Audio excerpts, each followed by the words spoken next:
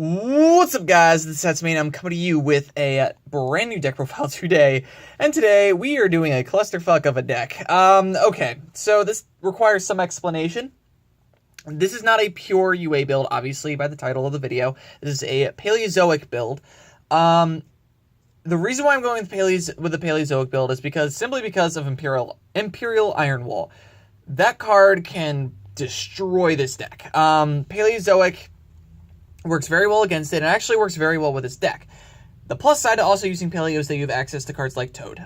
Toad is very, very powerful, and then you can actually steal their Imperial Order, which is really funny. But in the case that you already have Toad on the field and they try to activate it, but also at the same time we're playing some other things and trying to improve the consistency of the deck. I have taken out some things. If you are a purist with the UA build, this is not the deck profile for you. At all. I'm going to tell you that straight up.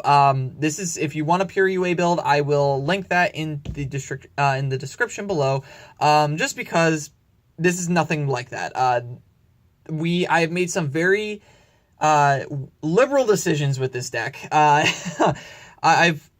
Just to clarify, I played this deck for a long time. I have mixed this deck with things that are not holy, just to see how they're tested out, and this has actually been working fairly well. So I'll just get right into it. So, first, we are playing for the UAs. We're only playing 9 UAs, and right away, you're probably going to think if you know UAs, that's not typical. No, it's not. Not at all.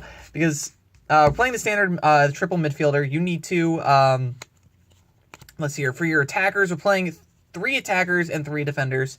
For your 3 attackers, we're playing 2 slugger and 1 dunker. The reason being is because they're the best ones. Rebounder is okay.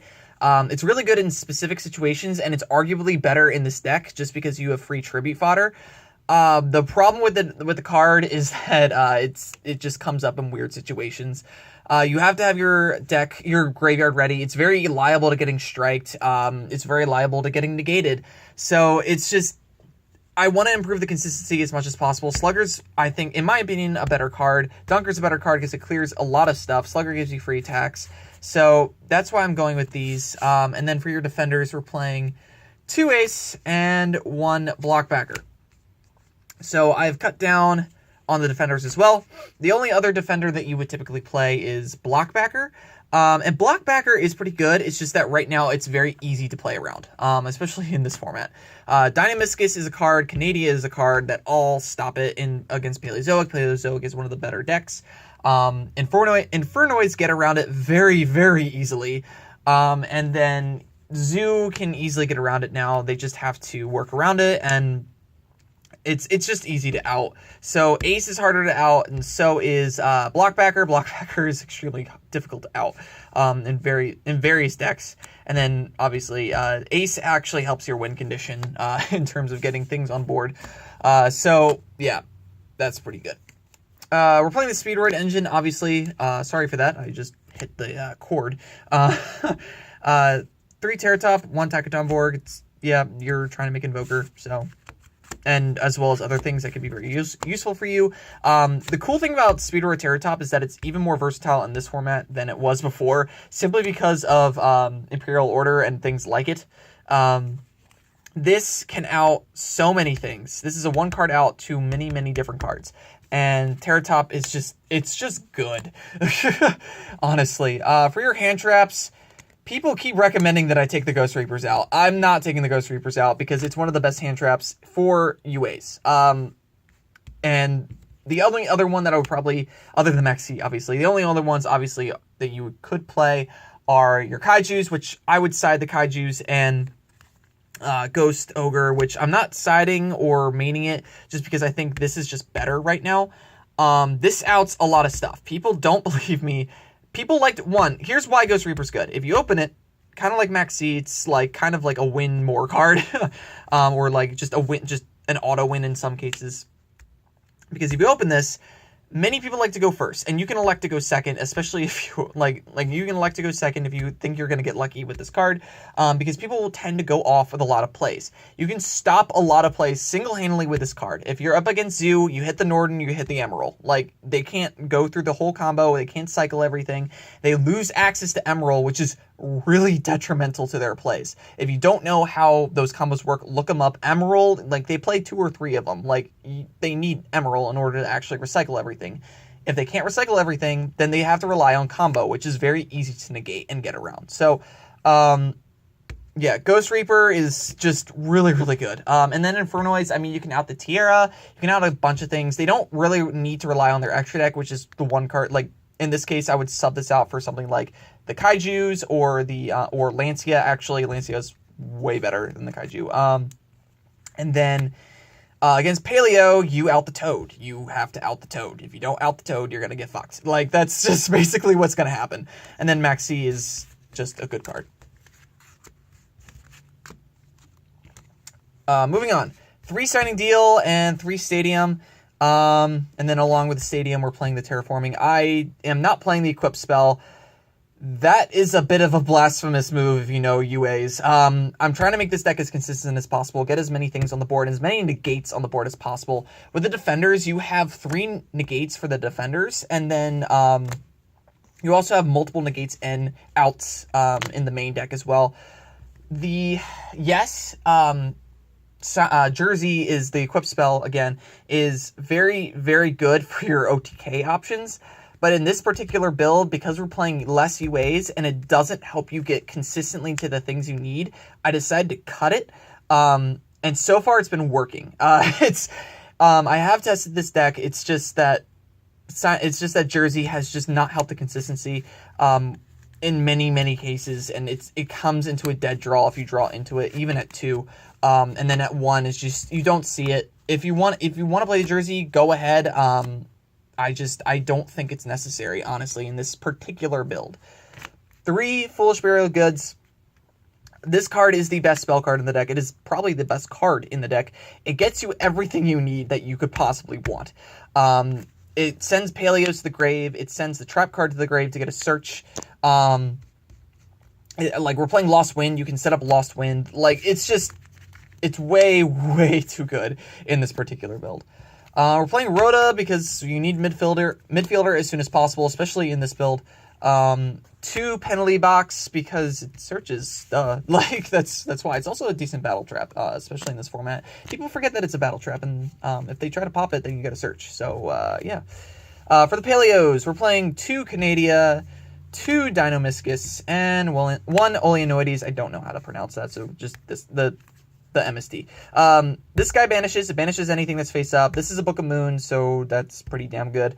Stops Norden in Zoo. It stops what's the fucking card called? The level 1 Infernoid. I don't remember. And it stops it just stops a lot of shit. Like, that's why. The unfortunate thing about this engine is that it's really bad against Paleo because it triggers their own Paleo cards. But regardless, I still think it's necessary, and I still think it's really good in this deck. Next, we're playing 2 Lost Wind. It's just a good card. It recycles itself. You can ditch it if necessary. You can ditch it for Ace. Yeah. 1 Compulse because it actually has really, really good interactions in this deck. It's also a normal trap that you can trigger the Paleos with. Yeah, it's just good. 2 Strike, because Strike's just good. Unfortunately, it doesn't trigger your Paleos, but it's still a really damn good card. If you don't want to play the Solemn Strikes because you can't afford them, or for whatever reason, I mean, there's cards like Solemn Warning. You can play a 3rd Lost Wind.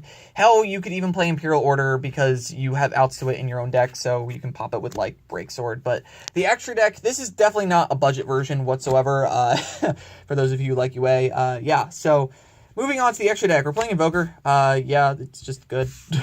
Gets you midfielder as soon as possible. Break Sword, it just outs a lot of things, and you can pop your own trap if you get the trap. Grand Pulse outs a lot of things, lots of problem spells and traps, so good.